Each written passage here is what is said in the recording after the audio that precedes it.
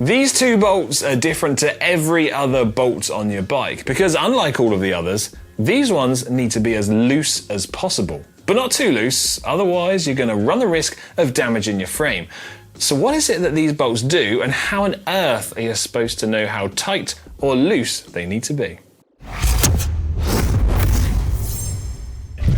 This bolt is from your stem top cap and is responsible for adding preload into the headset bearings. And this bolt is from the end of your cranks and is responsible for adding preload into the bottom bracket. Neither one of these bolts are responsible for stopping components falling off of your bike, but I regularly see people over-tightening them or asking how tight to do them. The answer is as loose as possible. Now, the reason for this is what I've just mentioned, something called preload, and it's designed to clamp that system together to remove any excess play before the component is then tightened onto the bike. Let's talk about the headset first. So the purpose of this top cap is to gently pull everything together to make sure there's no excess movement. You have to make sure you're applying a little bit of tension to this top cap bolt before you do the stem bolts up. But in order to check if there's any excess movement, you can place the bike on the floor, apply the front brake, gently rocking it backwards and forwards, feeling and listening for any movement in the upper or lower headset bearings. Any excessive movement is going to be a major issue, and in the worst case scenario could lead to damaging a frame or perhaps causing it to fail. Thankfully though, the correct process is simple, not only for the initial setup, but also to make adjustments. First is to loosen the stem bolts located on the side or rear of the stem. These just need to be loosened rather than taken all of the way out of the stem. Then using the top cap bolt, which is the one located on the top, turn it clockwise until you meet a little bit of resistance. Typically this is going to be less than 2 Newton meters if you really want to have a number put to it, but some top caps will have a torque rating written on them. This isn't to say that you have to do it up to that, but the principle remains the same. Do it up until you meet a little bit of resistance, and then check using the front brake and rocking the bike back and forth to see if that has taken out the free play in the system. Now the reason this top cap bolt should be as loose as possible whilst also removing that free play is because you don't want to apply excessive force down through the headset bearings. This is going to cause additional resistance and wear onto those bearings, causing the steering to feel a little bit notchy, but it's also going to mean you have to replace the headset bearings sooner than you would have had to do otherwise. Once you're happy that you removed any excess play from the system, seems good to me, you can simply go round, check that the handlebars are nice and straight and aligned, then take in the relevant tool, be that a hex wrench or a torque ski, do the stem bolts up, which is crucially the part which is going to hold the stem onto the fork and steer tube of the bike and keep everything secure and tight. Most stems will have the torque setting stamped or printed onto the back of them. In this instance, it's 6 Newton meters. Most stems are around the 5 or 6 Newton meter mark, but it's important to check with the manufacturer of your bike and use a torque wrench to set this correctly.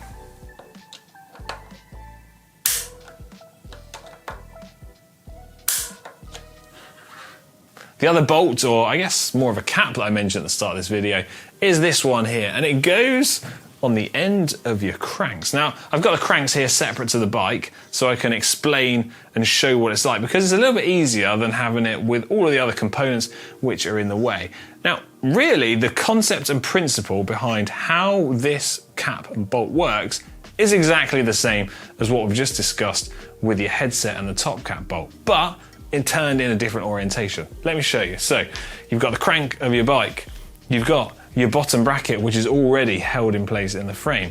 The crank goes through the bottom bracket, sit that there like this. Then you're going to place the other crank arm onto your cranks like so. Now the purpose of this bolt here is to go through and pull everything together. If you didn't have any preload on it, you would have the bottom bracket and the crank being able to move left and right within the same axle. But if I turn this on its side, you can see really simply how these two things correlate together. We've got the crank axle, which is acting pretty much in a similar way to the steerer tube on your fork. You would then have your other crank arm, which would go on top, similar to how the stem would go onto your steerer. You've got the bolts at the back, and then you've got your additional cap or bolt, which is doing exactly the same thing as the top cap bolt. So you put your crank on your bike, you do your end cap up using a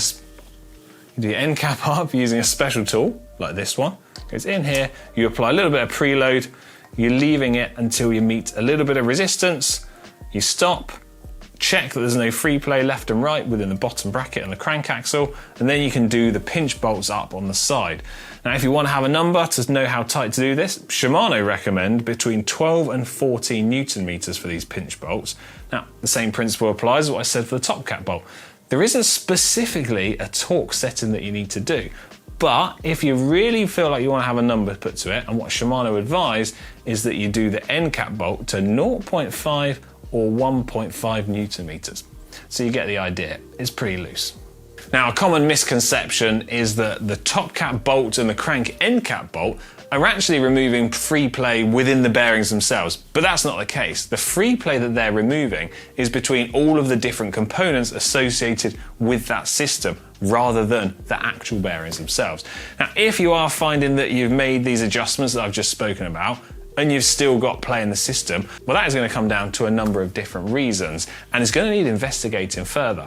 It could be in the instance of the cranks, that the bottom bracket is loose or the bearings themselves are worn out. In the instance of your headset, it could be that the bearings are worn out. It could be that the steerer tube bung inside the fork has become loose. It could be that the steerer tube has butted up against the top cap. So lots of possibilities as where your problem could be. But in this video, I really wanted to focus on explaining the correct process so that everyone is aware of how to get it right. Now, if you do get this set up correctly, it's going to mean that your headset bearings are probably going to last longer. Your bottom bracket is also going to last longer, which is great for a number of different reasons. It means more spare money to spend on upgrades, or more money to spend at the cafe, getting coffee and cake. There you go, that draws this video to close. Hope you found it helpful. If it has, give this video a thumbs up and let me know in the comments section down below if you have any tips or advice that you would like to share with everybody. And also, if you'd like to see more bike tech related videos, subscribe to GCNTech.